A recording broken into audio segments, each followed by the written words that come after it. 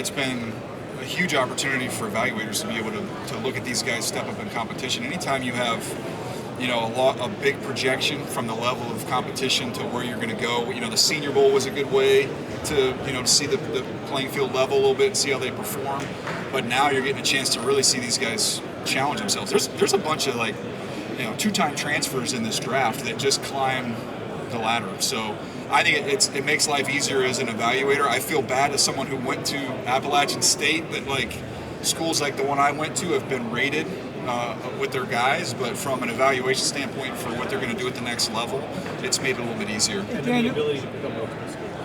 Yeah, one of the things is you bring guys from college to the NFL. How are they going to adjust to having money? How are they going to adjust to a new scheme? How are they going to adjust to a new city? A lot of these kids have had to deal with all three of those things. Where does age factor into that? Like it's an older draft. I'm sure there's positives and negatives to that. Yeah. So how do you? If it's close between players and you have a 20-year-old, a 25-year-old, obviously you're going to take the 20-year-old. But teams are not as concerned with the age, that I've talked to, going through this process. A lot of times the running joke is that the contract, with second contract, it's like, well, the GM's worried about his second contract. So let's try and get 4 or 5 good years out of this player. If he gives us that and we move on, it's a good pick. Danny, what are your thoughts of the edge class overall? Maybe ranking it to the last decade you've been doing this. I know you've talked about just how deep and talented it is. Where does it kind of rank up there? Is it one of the better ones we've seen? I think it's really good. I think it's really deep. I don't know. There's not a Myles Garrett, in my opinion. There's not a Nick Bosa. Those guys. We've had other years where we've had guys carry bigger individual grades, but we have 3 legit top 10 players in this draft, and we've got depth. I think you can get depth all the way into the 4th round where you'll see guys making an impact next year. It's a really good group. Daniel. The Bills this year obviously made the coaching change, but they're probably going to change their defense. How challenging is it for their staff, their scouting staff, that spent the whole fall scouting maybe a particular way for a defense and how they've got to do some different alterations there? How challenging is that for their staff? I don't think it's as difficult as you'd think. You go and you watch the player, you write up the report, the strengths and weaknesses, and only difference would be, okay, well, I gave him this grade because of the fit.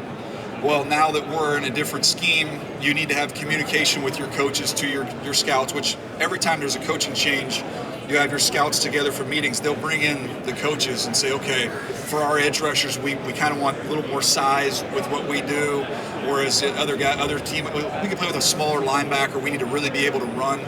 So then you just kind of change your stack on the board, but it's not like you wasted your time going there and evaluating the guy in the fall. It's just, okay, now this guy maybe gets a little bit of a boost with the changes we've made. Knowing what Jim Leonard did at Wisconsin, what they've done in Denver the last couple of years, what are a couple edge rushers that maybe the Bills could maybe target in 2026? I think speed.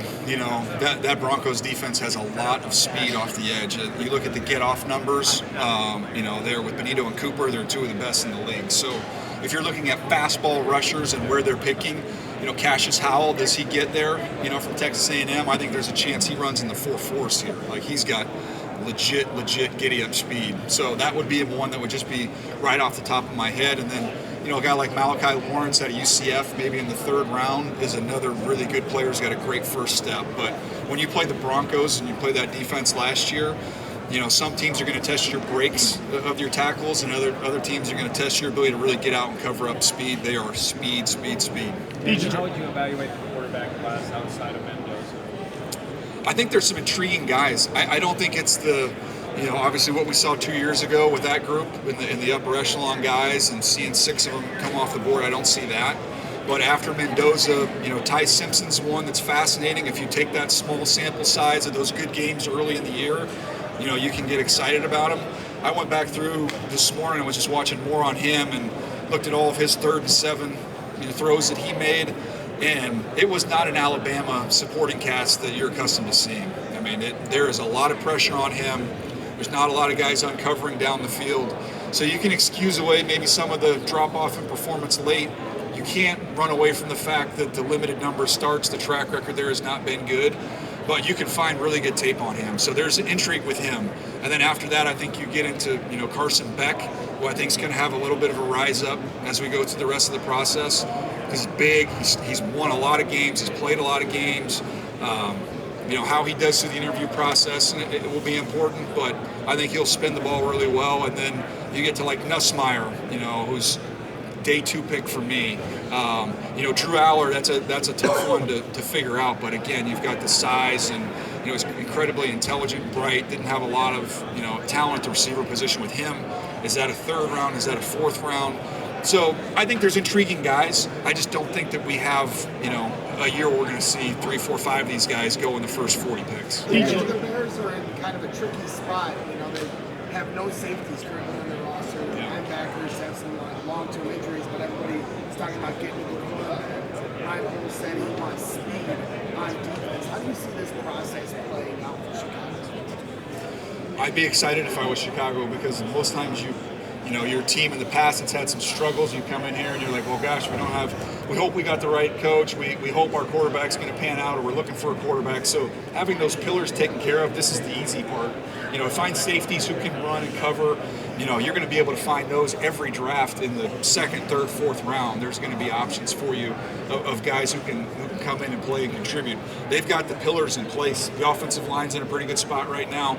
So getting some edge rushers and some dynamic edge rushers, this is a good draft to do that. And if you're looking at the safety position, day 2, even into the 4th round, there's good players. DJ? Jeremiah Love to get you.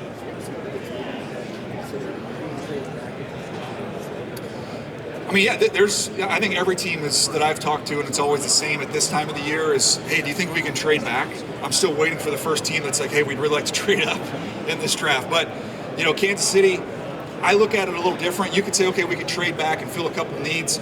How often is Kansas City going to be picking here to get a blue chip impact player that's going to be cost controlled for the next 4 or 5 years? I tend to say, look, hey, maybe one of these edge rushers falls to us. If Jeremiah Love's there, I think he's the 2nd best player in the draft.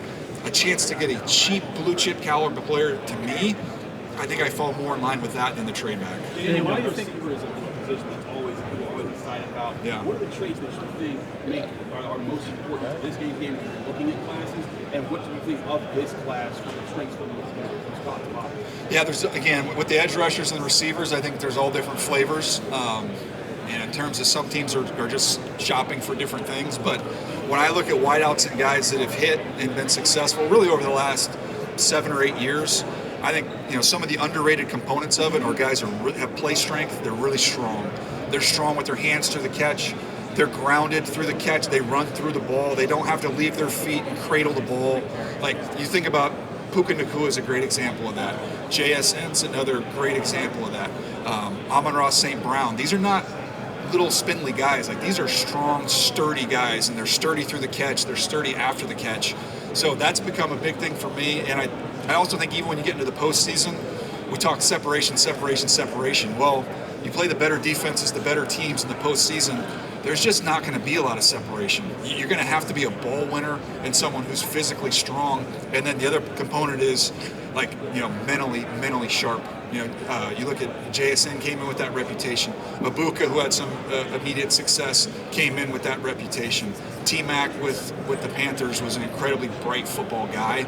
So I think those are some of the underrated components, not just how fast you run, how high you jump. Daniel Belling got around that 60 area in the 2nd round, receiver-wise. What do you think from there, Jimmy? If they go that way, who's going to be a good pick at that spot? Yeah, I think there's going to be good options there. I think there's, Jeremy Bernard from Alabama is someone that's intriguing to me in that portion of the draft. I would have said, before the Senior Bowl, maybe you have a shot at a Malachi Fields from Notre Dame at that point in time, but I think he's probably off the board, when you get there. But, there's going to be a laundry list of intriguing options there, just depending on, what you're looking for. I like the bigger guys. Brazel from Tennessee is going to be a little bit of a wild card. I think teams are all over the map. Some view him as, early 2nd round, maybe even sneaks into the 1st. Others think of him more as a 3rd round receiver, but that's a big frame that can run. Daniel, knowing the Ardell Pierce, especially his potential as a pass rusher. He's exciting, to me. We've been talking a lot about comparisons with players, and with him, obviously when people talk about Micah Parsons, because off the ball, on the ball, how do you use him? Rangy, dynamic player. I guess I age myself with this one a little bit, but I almost see a little bit of Clay Matthews when he was coming out of USC. We had the same discussions. Is he going to be an off-the-ball linebacker, or is he going to rush? And it turns out he could do either, but he ended up having more impact coming off the edge. And I think most of the guys who've had that decision to make And teams that have had that decision to make, if they can do both, they prefer you to come off the edge. I think that's where he ends up. He's not, he's not polished. There's still development in terms of a rush plan and those things, but God gave that dude a lot of tools. I mean, he is big, long, explosive. He plays hard. He just needs to develop a little bit of a rush plan. Daniel, have you had the time to look at guys that didn't get combine invites? If so, what have you seen from Miles Ghost-Rouser from Arizona State? I have to go back through my notes. I jammed 330 combine guys into my brain this week to get those guys watched, and then I like to use the runway from the end of the combine when we get to April to watch all the guys that were non-combine invitation guys. It's a lot of guys for a one-man band to sort through, but I'll get there. DJ, you started to answer this, but what's been when you see a Brian Hartline receiver, like what are the common traits? You mentioned Ibuka and JSN, and then where does Tate kind of rank with the guys from the last 4 or 5 years? Yeah, I would say polished. Polished, professional. They've all been really smart, to go back to the previous point. But from a development standpoint, they are so far ahead of everybody else that's coming from these other places. The guy has just been exceptional. And I think a lot of times, 5-star kid, and it's like, oh, Brian Hartline's an elite recruiter. And I'm like, look, I don't have a relationship with him. I've talked to him a couple times, so it's not like I'm doing a buddy a favor, but he's developed these guys. He's coached these guys. He's instilled in them a professionalism, a work ethic. You talk to the coaches that have had all these players that have come out of there. It's hard to see those guys not being successful for how they've been trained. And Tate versus the other one? Yeah, Tate is, to me, like, if you're going to do different styles of players, I would say more similar to Olave, but just he can really gain ground and get up top and can be a home run hitter while also having the fluidity, the flexibility to run, any route you need to run. But I view him as where JSN's going to catch 100 plus balls. I view him as someone who's going to probably catch 70, 80 balls, but he's going to have a high yards per catch, and he's going to be someone in the red zone that can really make plays. Daniel, knowing the Ravens the way you do, could you see this as a draft for them where they sort of go back to their roots and focus on, big guys and building up the trenches? Yeah, I think big guys. I think defensively, it's just there's such immense pride in that building for how you play defense, and it hasn't been up to their standard. So, when they're at their best, they are big. They're big everywhere. It's not just they like big DTs or they some big edge-setting guys, but big corners, big linebackers. Like they want to be kind of a bully, and I think they got away from that a little bit. And there's some finesse players, some speed players that they brought in. I looked at them trying to get back to that tenacity and that style. Daniel, if A.J. Brown stayed in Philadelphia, is there a wide receiver on day 2 or day 3 that with just a few touches a game could impact it for the Eagles? Yes. Right after the catch player, maybe somebody with speed that might fit that offense? Yeah, the obvious one to me would be Omar Cooper Jr., who that's like one of the most fun players to study and watch. I think he's going to end up in the first round when it's all said and done. But that's the style of player that you're talking about, someone who can really catch and run, make things happen after the play. There's a much smaller version of that. Antonio Williams out of Clemson is excellent with the ball in his hands, run after catch. I think he's a really intriguing player in that mix as well. So it's a long list of receivers, but I will say, AJ's 225 pounds and moves like that. You don't usually find a lot of those guys on a yearly basis, so it's going to be a little hard. If you're a GM, where's the value in taking a nose tackle? I know there's some good ones in this draft, but again, where's that value based on the way the game is played? I think everything's come full circle. When I started scouting in 2003, it was, we can have, value in a player that's maybe a 2-down player. He's dominant against the run. He can anchor then against double teams, play a gap and a half. And then it went, okay, well, we're a passing league. And if you can't rush the passer from inside, you can't take that player in the first round, or you can't take him high. They don't carry the value. And now we've kind of come back where we've got all this shell coverage and 2 high safeties where you have to be able to stop the run with fewer bodies. So now that value is there. Now Seattle has cracked the code. They got 2 elite players in Murphy and Leonard Williams who can do both. They can hang in their anchor run, play 2 gaps, and then they can also rush the passer. You're going to have to pay a premium for those guys. But like in this draft, a player like McDonald, where I think most teams would say, in the heyday of the Chiefs offense, the Rams offense, like where that was going, was like, well, you can't take him in the first round. He's going to be more of a run stuffer. I think now it's kind of maybe coming back to that type of a player having more value. The offensive version of that tight ends and more 12, 13 personnel, and how does that impact the draft this year of teams maybe chasing that position? Yeah, again, go back to Seattle and the Rams, playing with a lot of tight ends, using heavy personnel, having guys that can put their hand in the ground and aren't just going to be athletic, glorified big slot receivers. So this draft doesn't have like the high-end guys like we had last year with Loveland and Warren, his hand in the ground, traditional Ys that can do everything. I don't think we really have that here. Sadiq from Oregon's gonna see how big he is, but probably a little under 6'3" or at 6'3", 245, probably more of a move player. But I've talked about him with different teams, and they said we already got a tight end. I'm like, yeah, but he can be the complementary tight end, and he can block and do those things. So having tight ends that are well-rounded, even if they're the move guy and not the hand-in-the-ground guy, I think teams are looking for that. Did you see Anthony Hill Jr. in this class, a 3-year starter at Texas that moved all the way around that defense, and a year ago was a top 15 conversation type of a guy? Yeah, I mean, I hadn't done him until this year, so I had no context of what the expectation was, but I think he's absolutely in the mix, for being a first-round player. He's big, he's fast. I like the fact that he plays with a lot of energy. I was talking to some teams that have gone through interviews, talking about players, and his name popped up as someone who's handled himself. Scouts will talk about like he handles himself like a mic, like he's got a presence about him. He's a really good communicator. So you put that together with some size and anxious to watch him work out, but he plays really fast. Now that's something that teams are going to covet. DJ, what is your biggest hit and your biggest miss in your career of doing this? The hits you rarely remember the hits. Like those are the ones you forget quickly.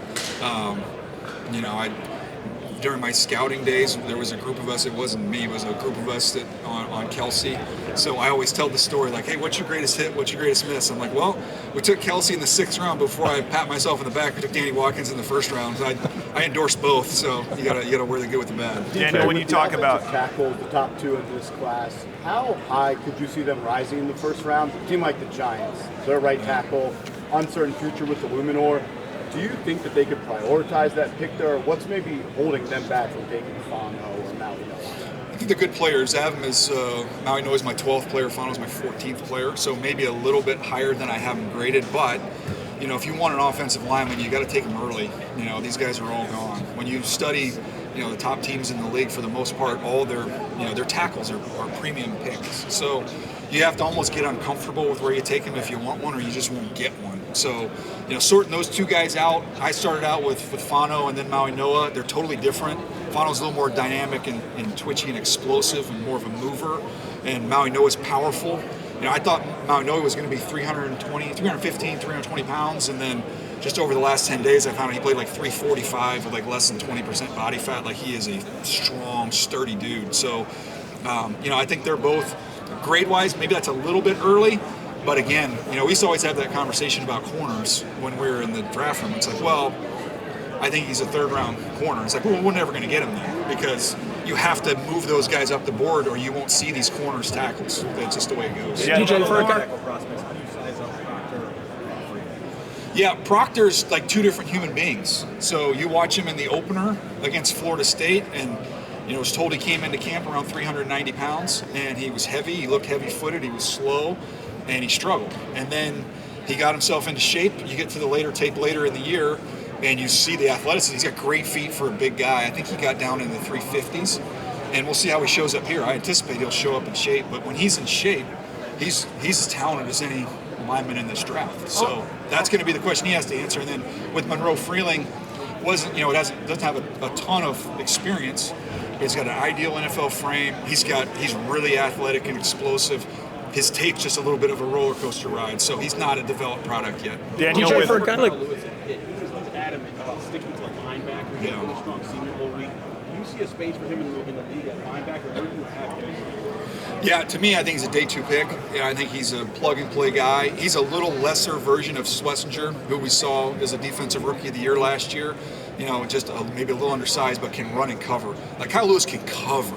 So having somebody like that can match up with tight ends and backs, he can fool around and mess with slot receivers as well. Like that is an outstanding trait that he possesses. So, linebackers that can run, maybe a little undersized. We'll see it with Justin Jefferson.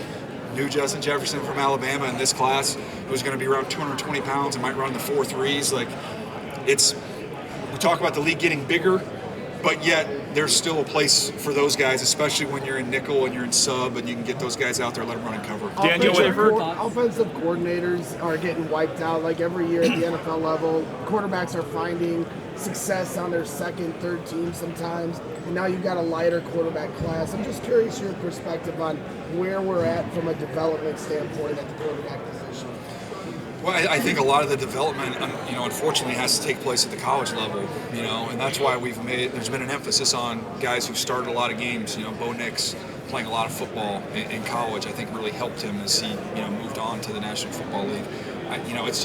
It's hard to develop these guys when the backstory is when the salary cap changed, or when the rookie signing structure changed after Stafford and Bradford and all that, where now it's not quite as cost prohibitive to go back into the quarterback market, that the window has shrunk for quarterbacks to be successful, where it's 2 years in and hey, we're moving on. In Josh Rosen's case, 1 year and you move on. So your expectations have risen, and you don't really have as much time to get those guys developed, and there's immense pressure on coaches to win right now, get them up to speed, or else we move on. I mean, the Minnesota Vikings are having this same situation right now with J.J. McCarthy. How do you balance being patient, giving him time, versus like, we got to win, like we got to get going right now. So it's never been more challenging. I think we're going to see more of these reclamation projects, success stories, Sam and Baker. I do think we're going to see more of that. We'll see what happens with Mac Jones. He gets another opportunity somewhere. Malik Willis is looking like he's going to be highly sought after. So we're going to see a lot more of these guys who were talented enough to be first-round picks on teams that didn't have the luxury of being patient enough with them get opportunities elsewhere. DJ, how would you rank the three pass rushers this year, kind of at the top with Reese and Bain and Bailey? How would you compare them to previous classes? Would you have them ranked pretty high in previous classes? And which do you think would be the best fit for the Tennessee Titans? Yeah, I'll give you a quick one there. So I have Bailey first. I think he's the most polished of the pass rushers. He's got elite juice off the edge. He's got a long track record of being able to do it. I feel like he's safe, but yet offers upside. So I have Bailey there. Reese has the most in his body, the most upside there. It's going to take some tutelage and some development with him as a rusher if he's going to make that full-time transition. And Bain is he's a bully. He's a very physical, tough, rugged player. And when you look around some of the top guys in the league right now, Tuli Tuipulotu is a great example. I think he had 13.5 sacks. Khalil Mack's made a career out of rushing with that style of rush. Bain brings an identity and a temperament to it. So I say that as him, the third rusher, but I think there's a good chance that could be the perfect fit for Tennessee. Him and Jeffrey Simmons, Robert Saleh, trying to build a real physical group. With Jacksonville as a physical team, Indy wants to be a physical team, Houston wants to be a physical team. So I think Bain in Tennessee makes a lot of sense. AJ, for a guy like Steelers needs, and how should they address them? The Steelers, they've done a good job with the offense and defensive line. They need some skill. So getting another receiver, finding a corner, I think they go after focusing on bigs. I think they go little. Thanks.